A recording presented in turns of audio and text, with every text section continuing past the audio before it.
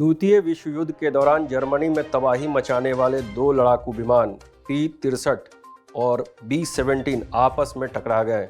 America के Dallas शहर में पूर्व सैनिकों की याद में एयर शो का आयोजन किया गया था।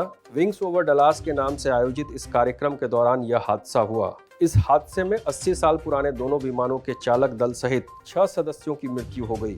4 इंजन वाले B-17 विमान को फ्लाइंग फोर्टिस भी कहा जाता है।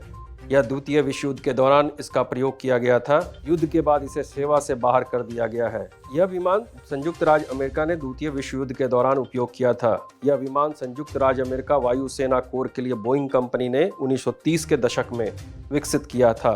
B-17 लड़ाकू विमान द्वितीय विश्व युद्ध के अलावा प्रशांत महासागर में जापान की शिपिंग और हवाई अड्डों के खिलाफ छापा मारने में भी किया गया था। P-63 भी अमेरिकन किंग कोबरा लड़ाकू विमान है जो बेल कंपनी के द्वारा निर्मित है।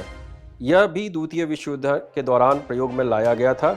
इस विमान को अमेरिकी वायुसेना ने प्रयोग में नहीं लाया, लेकिन सोवियत रूस ने द्वितीय विश्व युद्ध के समय अपनी रक्षा पंक्ति को मजबूती देने के लिए प्रयोग किया था।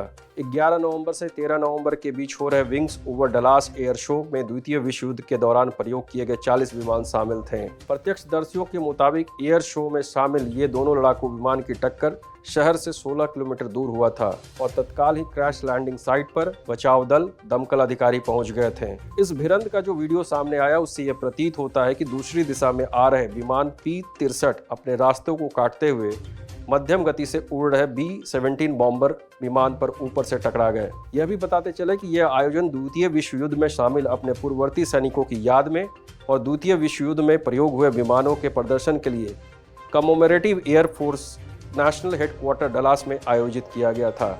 धन्यवाद।